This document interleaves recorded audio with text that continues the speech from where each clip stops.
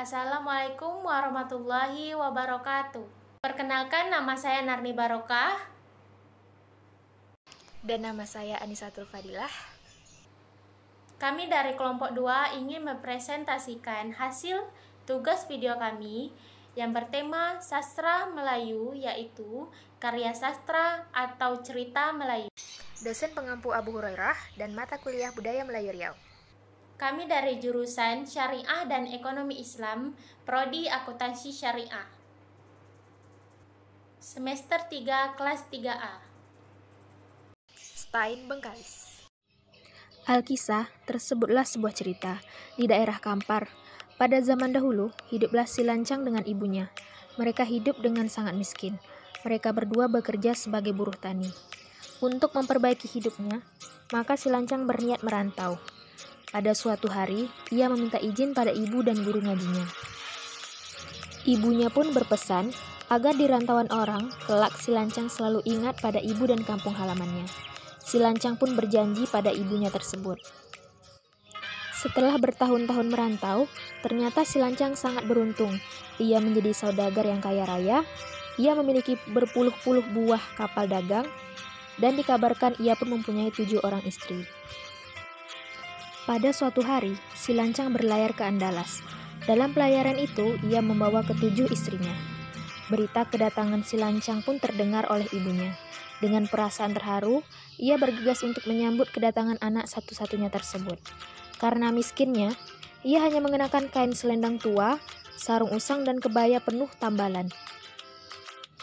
Dengan memberanikan diri, dia naik ke geladak kapal mewahnya si Lancang. Begitu menyatakan bahwa dirinya adalah ibunya si Lancang, tidak ada seorang kelasi pun yang mempercayainya. Dengan kasarnya, ia mengusir ibu tua tersebut. Ibu yang malang ini akhirnya pulang dengan perasaan hancur. Sesampainya di rumah, lalu ia mengambil pusaka miliknya. Pusaka itu berupa lesung penumbuk padi dan sebuah nyiru. Sambil berdoa, lesung itu diputar-putarnya dan dikibas-kibaskannya nyiru pusakanya. Ia pun berkata, "Ya Tuhanku, hukumlah si anak durhaka itu." Dalam sekejap, turunlah badai topan.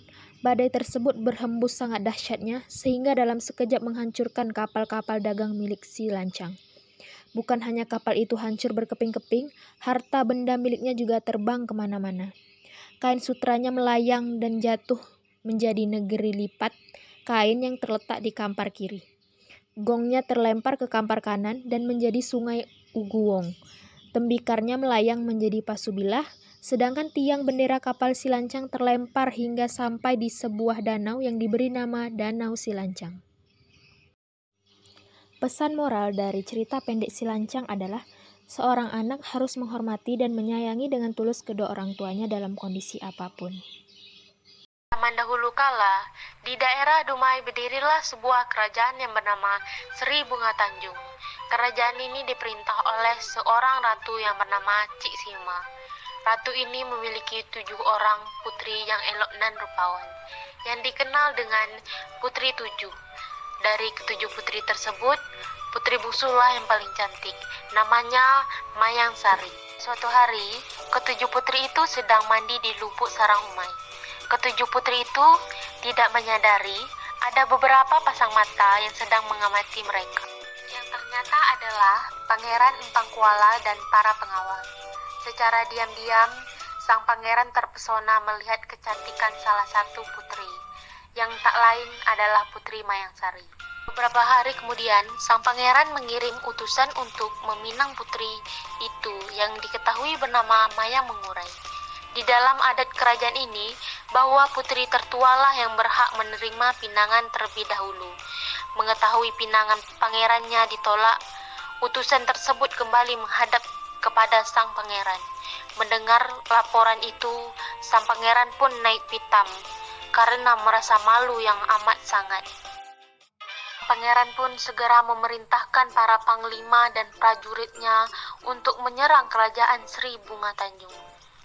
Ratu Cik Sima segera melarikan ke-7 putrinya ke dalam hutan dan menyembunyikan mereka di dalam sebuah lubang yang beratap tanah dan terlindung oleh pepohon. Tak lupa pula sang ratu membekali ke-7 putrinya makanan yang cukup untuk 3 bulan. Setelah itu, sang ratu kembali ke kerajaan untuk mengadakan perlawanan terhadap pasukan Pangeran Empang Kuala. Sudah 3 bulan berlalu, namun pertempuran antara kedua kerajaan itu tak kunjung usai. Setelah memasuki bulan keempat, pasukan Ratu Cik Sima semakin terdesak dan tak berdaya. Ratu Cik Sima segera meminta bantuan jin. Tak sampai separuh malam, pasukan Pangeran Empang Kuala dapat dilumpuhkan. Ratu Cik Sima berbicara agar pangeran berkenan menghentikan peperangan ini. Perbuatan kita ini telah merusak bumi dan rakyat.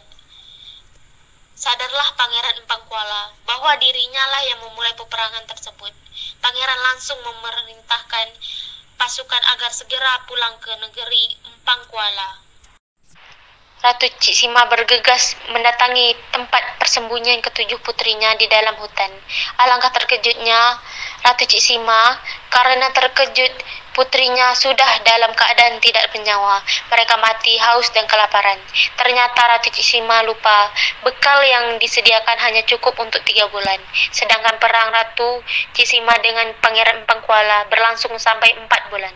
Akhirnya tak kuat menahan kesedihan atas kematian ketujuh putrinya, maka Ratu Cik Sima pun jatuh sakit dan lama kemudian meninggal dunia. Adapun pesan moral dari cerita Putri 7, yang pertama, jangan cepat mengambil keputusan di saat hati sedang dipenuhi amarah. Yang kedua, jadilah pribadi yang mandiri dan kuat supaya kamu bisa menghadapi apapun masalah tanpa mengandalkan pertolongan orang lain. Yang ketiga, kamu perlu menerima kenyataan bahwa tak ada yang tahu berapa umur seseorang di dunia.